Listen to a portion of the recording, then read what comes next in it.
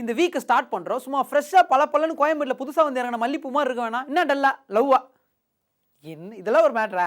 லவ்வுன்றது நம்ம வீட்டில் இருக்கிற 3 ஃபேஸ் கரண்ட் மாதிரி. ஒன்று போயிடுச்சுன்னா ஒன்று மாற்றினா கரண்ட் வந்துடும், ஃபேன் ஓடும், வாஷிங் மிஷின் எல்லாம் யூஸ் ஆகும். ஆனால் நட்புன்றது நம்ம ஏரியாவில் இருக்கிற டிரான்ஸ்ஃபார்மர் மாதிரி.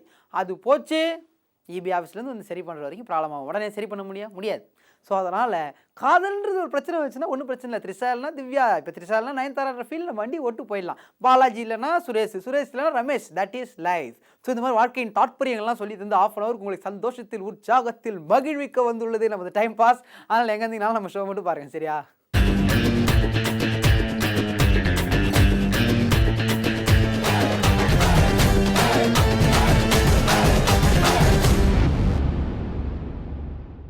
ஒரு சிலர் நார்மலாக கேமரா முன்னாடி நடிக்கிறதுக்கு பயங்கரமாக பயப்படுவாங்க. இன்னும் சில பேர் ஃபோட்டோ எடுக்கிறனால ஷாக் ஆகிடுவாங்க. நார்மலாக சிரிச்சுட்டு எப்படி நின்றுருப்பாங்க, கேமரா அப்படி ஓப்பன் பண்ணால் சரிடா விடுவாங்க. ஸோ கேமரா முன்னாடி இப்படி நடிக்க சும்மா வேடிக்கை பார்க்கவே பயப்படுற ஒரு சிலர் இருக்கும்போது ஒருத்தர் இருக்கிறார். அவர் நடிச்சாருன்னா கேமராவே பயப்படும். ஐயோ இவர் நடிக்கிறாரா, நம்ம கரெக்டாக எடுக்கணுமே, எதாவது ஆகிட போகுது அப்படின்ற அளவுக்கு ஒரு ஃபேர் வரும். ஸோ ஆக்டிங்கில் அந்த அளவுக்கு பர்ஃபெக்டாக இருக்கிற ஒரு ஆள்.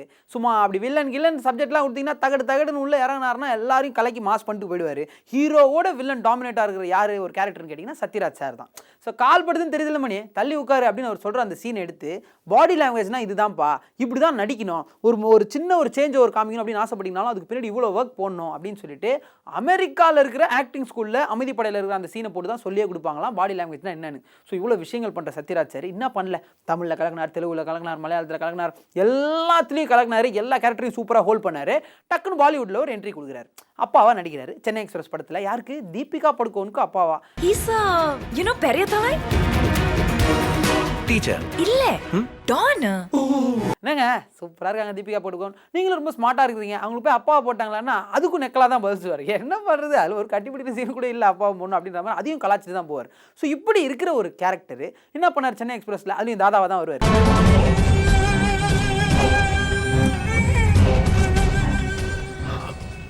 அவர் யாரு? அப்பா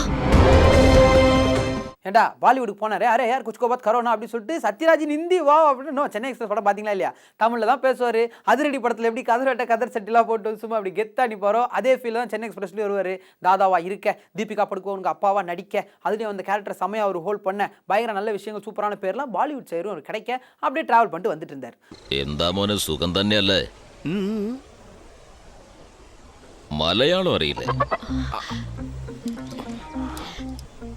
என்ன உங்க அப்பா திடீர்னு அறிவேன் சொரிவேங்கிறாரு? மலையாளம் உனக்கு தெரியுமா தெரியாதான்னு கேக்குறாரு. അപ്പ ഇദ്ദേഹം ചെറുപ്പം തൊട്ട് നോർത്തിലായിരുന്നു. കല്യാണത്തിന് ശേഷം ഞാൻ പഠിപ്പിച്ചു കൊടുക്കാം. നമ്മുടെ മീനെ ഈ ചെക്കന് ഇഷ്ടത്തിലാണ്, കൂട്ടിക്കൊണ്ടുവാ. ஸோ இந்த கேரக்டர் எப்படி ஹோல்ட் பண்ணுற சத்யராஜ் சார் அப்பாவா இப்போ கனவு கண்ணி அப்படின்னு சொல்லிட்டு ஒரு லிஸ்ட் இருக்கும்ல, புக்கில் போட்டிருப்பாங்க இந்த வருடத்தின் 10 கனவு கண்ணிகள்னு. அந்த 10 பேர் எடுத்து பார்த்தீங்கன்னா அந்த 10 பேருக்கும் சத்யராஜ் சார் அப்பாவா நடிச்சிருப்பார். அப்படி கனவு கண்ணிகளின் வரிசையில் டக்குன்னு நம்ம மைண்டில் சொன்னவொன்னு யார் வருவா அப்படின்னு சொல்லிட்டு பார்த்தீங்கன்னா நயன்தாரா வந்து நிற்பாங்க. ஸோ நயன்தாரா அப்படின்னு சொன்னால் ராஜாராணி படம் உங்களுக்கு ஞாபகம் வந்துடும். ராஜாராணி படத்தில் இவர் பண்ணி இந்த ரோல் எப்படின்னா, இப்போ ஒரு காஸ்ட்லியான கார் ஓட்டுறோம் அப்படின்னா அந்த காருக்கு ஏற்ற மாதிரி ஒரு சில ஃபீச்சர்ஸ்லாம் நம்மகிட்ட இருக்கணும்.